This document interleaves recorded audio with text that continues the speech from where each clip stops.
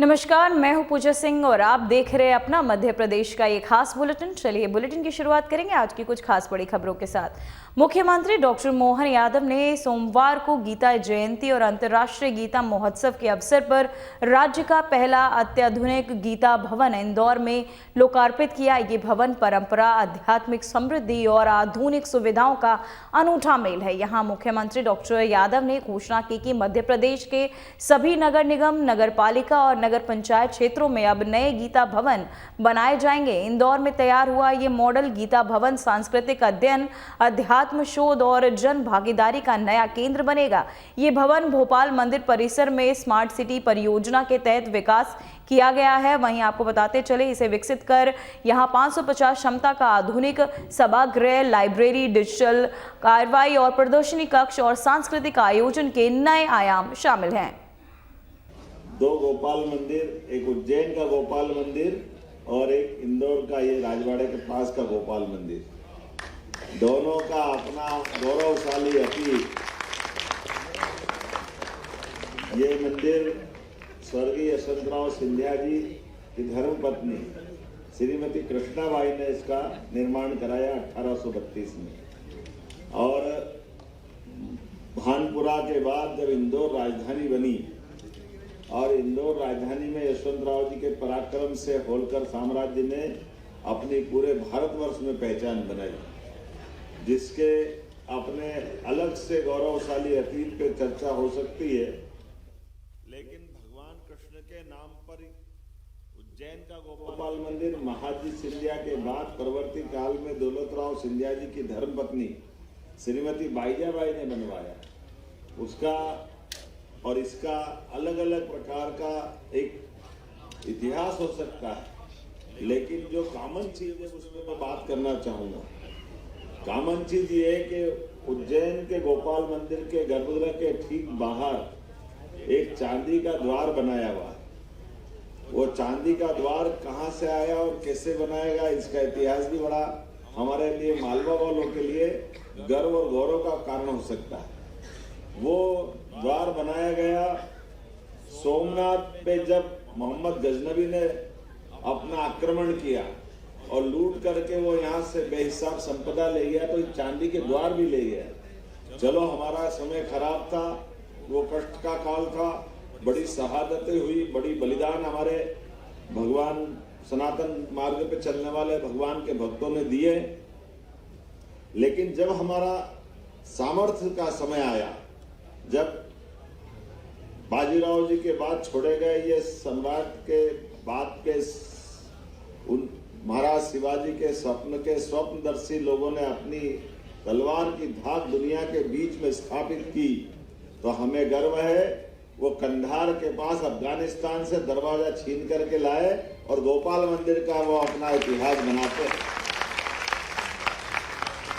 जिसके आधार पर गोपाल मंदिर के मुख्य गर्भगृह के बाहर बना हुआ बाईजाबाई जी ने जो मंदिर बनवाया, राणोजी सिंधिया के बाद महाजी के उस शासनकाल का सबसे कीमती एक तरह से वो रत्न हमको मिलता है।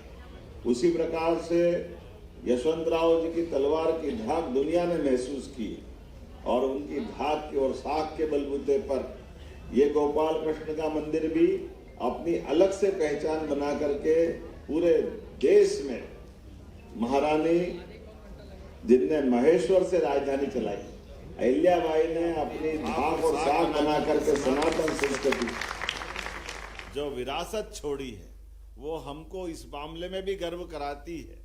जैसे महाजी के शासनकाल में महाकाल का मंदिर का जीर्णोद्धार हुआ, तमाम देवस्थान स्कंद पुराण के अवंती खंड में जो जिस तरह से स्थापित थे, वो वहां भी जीर्णोद्धार का काम हुआ और उसी का विस्तृत रूप महारानी अहिल्याबाई ने काशी का विश्वनाथ का मंदिर हो या द्वारका का सोमनाथ का मंदिर हो या हमारे तमाम देवस्थान रामेश्वरम के मंदिर से लेकर गया जी में हम जब तर्पण करने जाते हैं, तो वो विष्णुपद मंदिर भी अगर पुनर्स्थापित करने का काम किया है, तो इंदौर के मालवा के लोगों ने अहिल्या महारानी के माध्यम से किया है। हमें इस बात का आनंद, इसका गौरव है।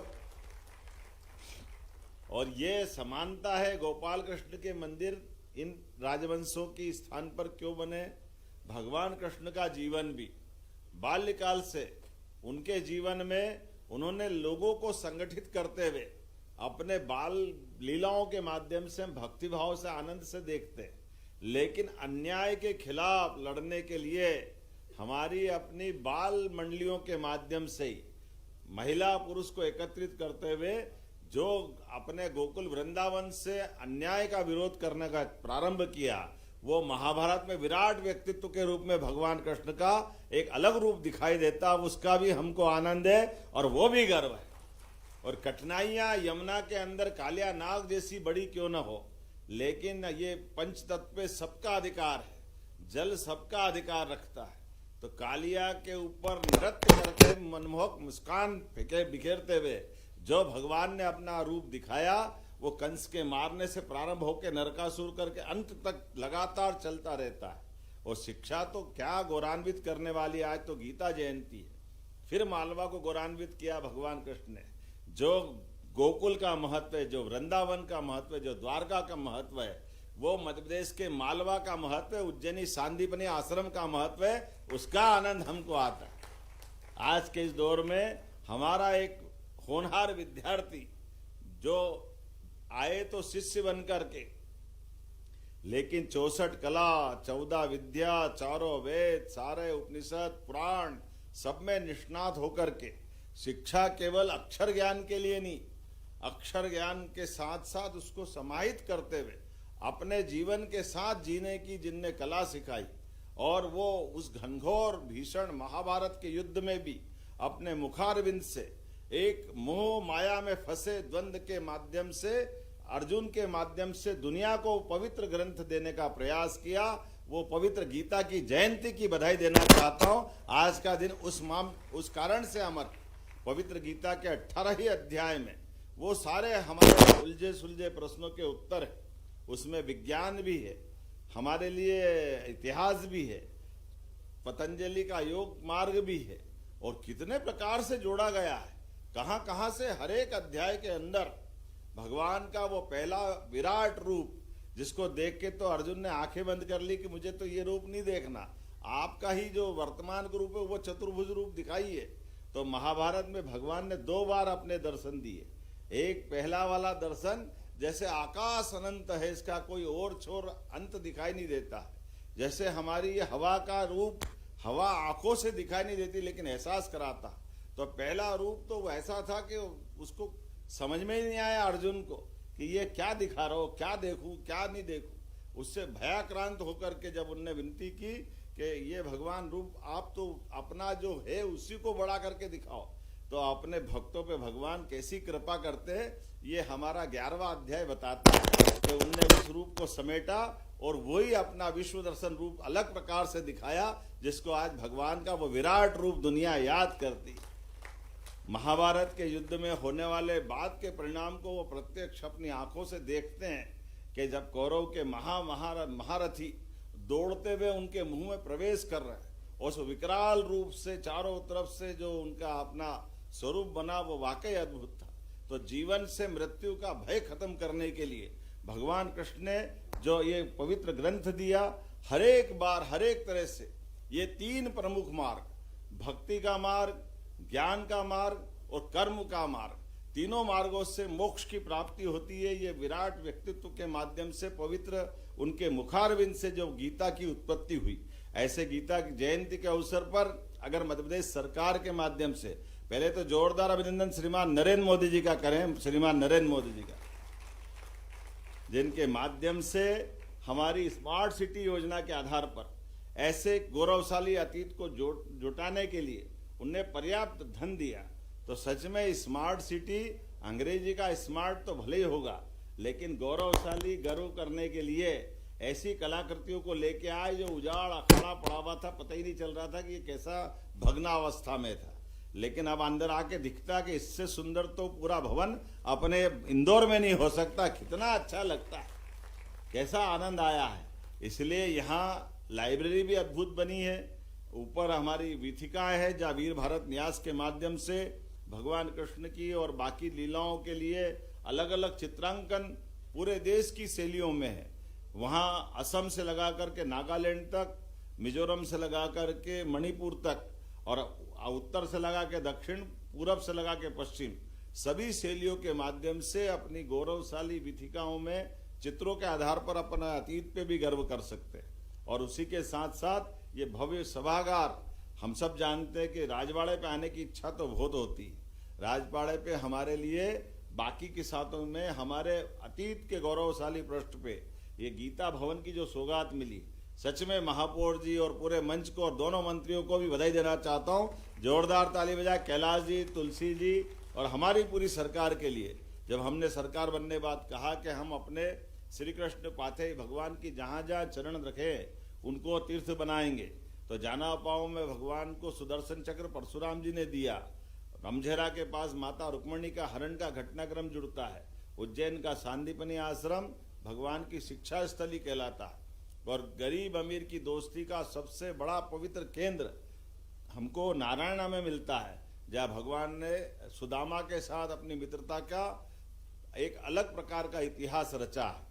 उसी के साथ साथ जब ये गीता भवन की शुरुआत हो रही तो प्रदेश का गीता भवन, यद्यपि गीता भवन बहुत सारे हैं, हमारे समाज आधारित कई सारी रचनाएं बनी हुई है, लेकिन सरकार आधारित इस भावना के आधार पर हमने निर्णय किया है नगर निगम, नगर पालिका, नगर परिषद, नगर पंचायतें, नगरीय निकायों में हर जगह पूरे प्रदेश भर में गीता भवन बनाए जाएंगे। गीता भवन का पूरे प्रदेश भर में गीता भवन बनाए जाएंगे। गीता भवन का लोकार्पण होगा, जिसके माध्यम से कला, संस्कृति, इस प्रकार की गोष्ठियां, विचार के विषय, सभागार की उपलब्धि, ई लाइब्रेरी, सभी प्रकार के बच्चों को साथ वो गीता भवन अपने अतीत के गौरवशाली पृष्ठ के साथ भविष्य में आने वाले सभी चुनौती के प्रश्नों को जानने समझने के लायक बना करके उनके भावी जीवन को भी उत्कृष्ट करेंगे।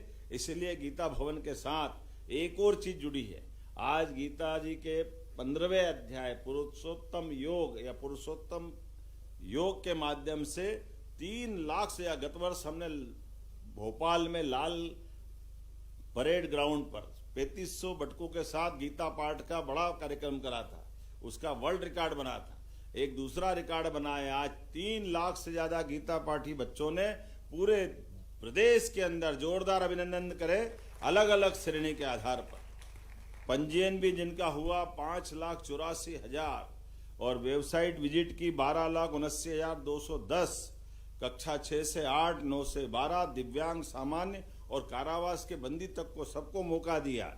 और पुरस्कार भी इसलिए 88 लाख के पुरस्कार दिए जा रहा है। जोरदार अभिनंदन करें। अलग अलग प्रकार के हमारे अपने 6 से 8 की कक्षा वाले 12 पुरस्कार, 9 से 12 वाले 18 पुरस्कार, दिव्यांग के 6 पुरस्कार, सामान्य के 22 पुरस्कार और कारावास में निरुद्ध बंदियों के लिए 30, इस प्रकार से अलग अलग पुरस्कार दिए गए हैं, जिसके माध्यम से 23 नगद पुरस्कार है, जो लगभग 5,31,000 के। जोरदार अभिनंदन करें पूरे भावना के लिए। तो नगद राशि जो 2 पुरस्कार दिए जा रहा है दोनों स्कूल वर्ग के लिए, वो 1-1 लाख के पुरस्कार है। जोरदार अभिनंदन करें इस माध्यम से। नगद पुरस्कार एक जो 51,000 राशि का है, एक नगद पुरस्कार, लेकिन दिए गए 3 है, इसको 31,000 का दिया है। कितने प्रकार से जोड़ते हो, आप भी गजब कर देते। जोरदार, कल्चर मिनिस्ट्री वाले भी गजब कर देते। और देने के लिए भी आपने कहा कि जो बंदी है, अगर वो आज बंदी है तो कल उनके परिवार में भी आय के साधन बढ़ना चाहिए। तो ये गीता जयंती के अवसर पर 20 ई रिक्शा देने का भी पुरस्कार का जोड़ा है। जोरदार अभिनंदन करें इस माध्यम से। और युवाओं के लिए ई बाइक, 30 ई बाइक देने के लिए जोरदार अभिनंदन इस माध्यम से भी करें। उसमें दिव्यांग भी है, सामान्य भी है, और लैपटॉप 15 लैपटॉप 80-80 हजार के 15 लैपटॉप। जोरदार अभिनंदन करो। क्या गीता जयंती मन रही है, क्या क्या नहीं छोड़ा है, सब तो जोड़ा है। आज अपनी तरफ से वाकई आपको बधाई दे रहा हूँ। और 11-11 हजार के 17 पुरस्कार। जोरदार अभिनंदन इस माध्यम से भी कर। नाम हो बढ़ूंगा तो लंबा हो जाएगा। आज तो मैं केवल ये देख देख के आनंद ले रहा था कि इतना अच्छा कार्यक्रम, पर इंदौर वाले जो करते हैं वो सबसे बढ़िया ही करते हैं। और ये कल्चर मिनिस्ट्री वाले भी कर रहे हैं, साथ में इनको भी जोड़ना पड़ेगा। मध्य प्रदेश सरकार इंदौर से अलग नहीं है। इंदौर के दौर से लगा करके मध्य प्रदेश का दौर माननीय मोदी जी के दौर से निकलकर जुड़ के चल रहा है। जोरदार अभिनंदन मोदी जी के लिए भी करें। आज के इस अवसर पर महाग्रंथ गीता संकट में बल, संघर्ष में आत्मबल, उलझन में सारथी है और अंधकार में अटल साथी। मन को स्थिर करे, मार्ग प्रकाशित करे, कर्तव्य का बोध कराए। ऐसी भगवत गीता को सत सत प्रणाम, बहुत बहुत धन्यवाद। मोक्षदा एकादशी और गीता जयंती की हार्दिक शुभकामनाएं। बोले गोपाल कृष्ण भगवान की। तो वही मुख्यमंत्री डॉक्टर मोहन यादव आगामी दिनों में अपने कार्यकाल के 2 साल के कामकाज की व्यापक समीक्षा करेंगे। इस समीक्षा में प्रदेश के सभी विभागों की प्रगति, नीतियों के क्रियान्वयन और योजनाओं की सफलता की विस्तृत मूल्यांकन शामिल होगा। समीक्षा का उद्देश्य सरकारी योजनाओं की प्रभावशीलता बढ़ाना और भविष्य की रणनीतियों को और मजबूत करना बताया गया।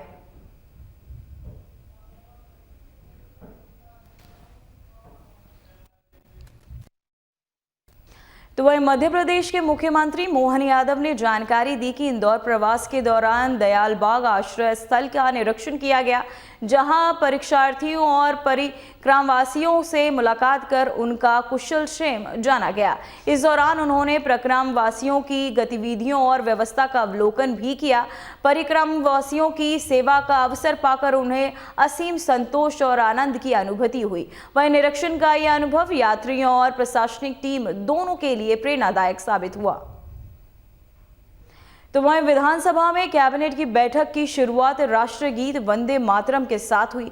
बैठक में शामिल मंत्रियों ने गीत के माध्यम से देशभक्ति की भावना को महसूस किया और इससे बैठक का शुभारंभ और गंभीरतापूर्ण वातावरण में हुआ। वहीं बैठक में विभिन्न नीतिगत और प्रशासनिक मामलों पर चर्चा होने की संभावना भी है।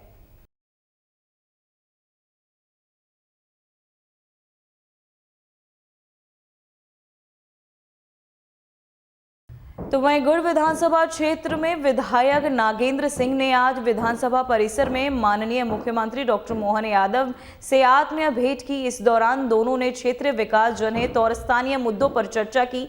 भेंट का माहौल दोस्ताना और सौहार्दपूर्ण रहा, जिसमें विधायक ने मुख्यमंत्री को क्षेत्र की प्राथमिकताओं और योजनाओं से अवगत कराया।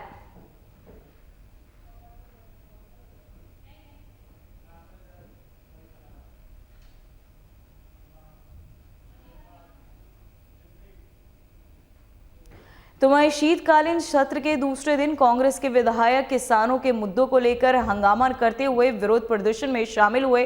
उन्होंने खाद, बिजली और कर्ज माफी जैसे प्रमुख मुद्दों को उठाया। प्रदर्शन के दौरान विधायकों ने खेत खलिहानों के बोर्ड भी लेकर अपने विरोध को जोरदार रूप से पेश किया। किसानों के हितों और उनकी समस्याओं को उजागर करने के लिए ये प्रदर्शन सत्र की कार्यवाही में एक चुनौती के रूप में देखा गया।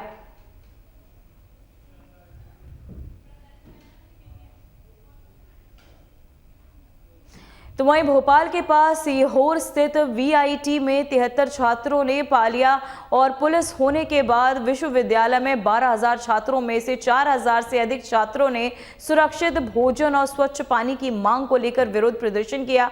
छात्रों ने प्रशासन से तत्काल कार्यवाही और स्वास्थ्य सुरक्षा सुनिश्चित करने की अपील की।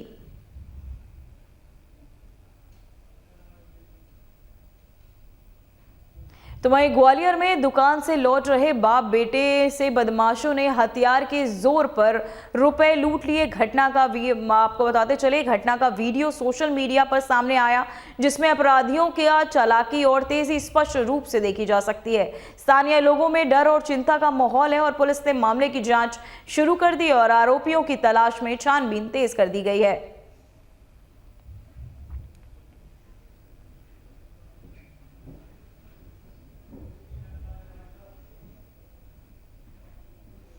फिलहाल खबरों में इतना ही। मुझे दीजिए इजाजत। नमस्कार।